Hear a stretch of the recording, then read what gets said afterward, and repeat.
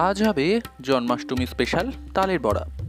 Soft তালের বড়া recipe বা তালের ফুলুরি রেসিপি খুবই সহজ এবং অনেক কম সময়েই বানানো যায়।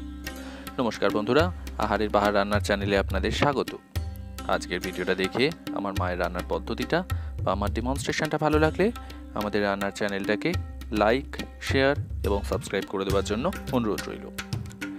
আগে গোটা তাল থেকে তার শাঁসটা বের করবেন কিভাবে সেটা দেখে নেওয়া যাক। তালের মাথার শক্ত অংশটা খুলে বাদ দিয়ে তার থেকে আঁটি বা বীজগুলোকে আলাদা করতে হবে।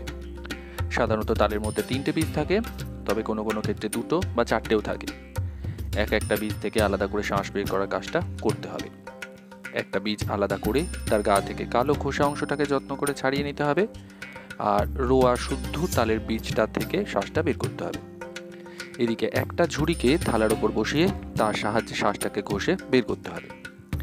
তালের গন্ধ ভীষণ উগ্র হয়, তাই তাল থেকে শ্বাস বের করে নেওয়ার পর তাকে সাথে সাথে চাপা দেওয়ার ব্যবস্থা করতে হবে।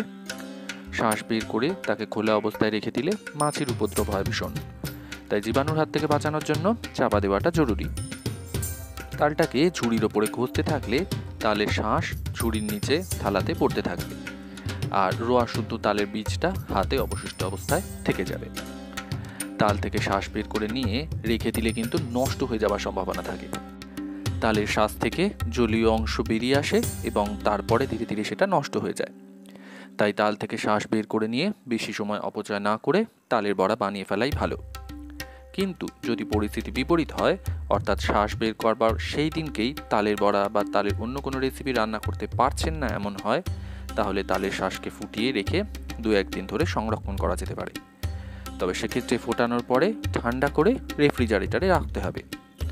আবার যদি মনে করেন 3-4 দিন ধরে সংরক্ষণ করবেন, তাহলে তালের শ্বাসকে ফুটিয়ে রেফ্রিজারেটরে রাখার পর দ্বিতীয় দিনের মাথায় বের করে আবার ফুটিয়ে আবার আরও 2-1 দিন রাখা যেতে পারে।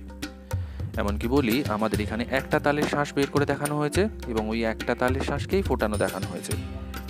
দ্বিতীয় আর একটা তাল পরদিন এনে আবার তার শ্বাস বের করে তাকে ফুটিয়ে মোট 2টো তালের সাহায্যেই বড়া বা ফুলুরিটা কিন্তু বানানো হচ্ছে।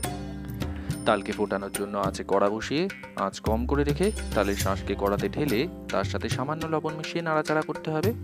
তবে প্রথম অবস্থায় আঁচ বাড়িয়ে দিলে তাল ফুটে ছেটকাতে পারে, তাই আঁচটা মাঝারি করে রাখতে হবে। পরের দিকে তালের জলীয় অংশ মরে গেলে আঁচ বাড়িয়ে নিতে পারে। মোটামুটি 8-10 মিনিট নাড়াচাড়া করার পরে হাত দিয়ে কাজ করার মতো ঠান্ডা হয়ে এলে একটা বড় মিক্সিং বলে তালের শাঁসটাকে নিয়ে তার সাথে মেশাতে হবে সামান্য লবণ, 200 গ্রাম পরিমাণে চিনি, চাল গুঁড়ো লাগবে 200 গ্রাম পরিমাণে, আর ঠিক তার অর্ধেক পরিমাণে সাদা ময়দা মানে 100 গ্রাম, আর একটা মাঝারি মাপের নারকেলের অর্ধেকটা মালার থেকে শাঁস বের করে তাকে গ্রেট করে দেওয়া হয়েছে। চাল গুঁড়ো দিলে মুচমুচে হবে বড়াগুলো। চিনিটা নিজেদের স্বাদ মতো দেবেন, বা তালটা কতটা মিষ্টি বা তিতকুটে ভাব আছে কিনা সেটা যাচাই করে সেই অনুযায়ী চিনি দেবেন।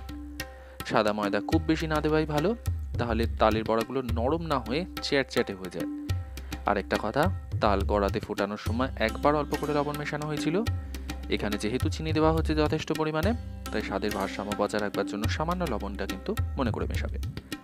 আরেকটা জিনিস লাগবে, 1/2 চা চামচ কালো জিরে। তারপরে সব কিছুকে যত্ন করে মেখে নিতে হবে। সাদা ময়দা বা চালগুলোর কোনো ডেলা যেন না থেকে যায় সেটা মাথায় রাখতে হবে। মাখা হয়ে যাওয়ার পরে চাপা দিয়ে আধ ঘন্টা অপেক্ষা করতে হবে, তাহলে তালের জলীয় অংশটা চালগুলোর কিছুটা টেনে নেবে, কিছুটা টাইট হয়ে আসবে। তাই শেষে ঢাকা খুলে একবার আলতো হাতে উপর নিচ মেখে নিতে হবে, তারপর ভাজতে শুরু করতে হবে। তার জন্য কড়াতে সাদা তেল নিতে হবে পরিমাণ মতো। তেলটা গরম হয়ে আসা পর্যন্ত অপেক্ষা করে তারপর বড়াগুলোকে তেলে ছাড়তে হবে। হাতের মুঠোর মধ্যে তালের মিশ্রণটাকে কিছুটা নিয়ে অল্প অল্প করে পরিমাণে মিশ্রণকে ছাড়তে হবে তেলের মধ্যে। খুব গায়ে গায়ে না হলেও বেশ কিছু সংখ্যা একসাথে ছাড়তে হবে। মোটামুটি 15-18টা মতো এক ব্যাচে ছাড়তেই পারে। আঁচটাকে মাঝারি অবস্থায় রেখে ভেজে যেতে হবে মিনিট 3-4 সময় ধরে, তাহলেই বাইরের দিকটার পাশাপাশি ভেতরের দিকটাও ভালো করে সিদ্ধ হয়ে যাবে। আর যদি আঁচটা খুব হাই করে রেখে ভাজা হয়, তাহলে শুধু বাইরের দিকটাই ভাজা হবে, ভেতরের দিকটা কিন্তু ঠিক করে কাঁচা থেকে যাবে। 3-4 মিনিট ভাজার পরে বড়াগুলোর রঙটা দেখবেন অনেকটাই পাল্টে লালচে বাদামি হতে শুরু করবে। তখন এগুলোকে তেল ঝরিয়ে তুলে নিতে হবে। ভাজার সময় সরষের তেল বা সাদা তেল 2 রকম তেলই ব্যবহার করা যেতে পারে। একাধিক ব্যাচে ভাজার পরে জন্মাষ্টমী উপলক্ষে গোপালকে উৎসর্গ করার পরে নিজেদের মধ্যে পরিবেশন করে খাওয়া যেতে পারে। যদি কেউ ভাবেন আজ তাল থেকে শাঁস বের করে আজকেই তালের বড়া বা অন্য রেসিপি করে নেবেন, তাহলেও কিন্তু তালের শাঁসকে ফুটিয়ে গাঢ় করে তাকে ঘরের উষ্ণতায় আসা পর্যন্ত ঠান্ডা করে নিতে হবে। তারপর তার সাথে অন্যান্য উপকরণ মিশিয়ে ভাজতে হবে। আর কমেন্ট করে জানাতে ভুলবেন না কেমন লাগলো আজকের জন্মাষ্টমী স্পেশাল তালের বড়া রেসিপি।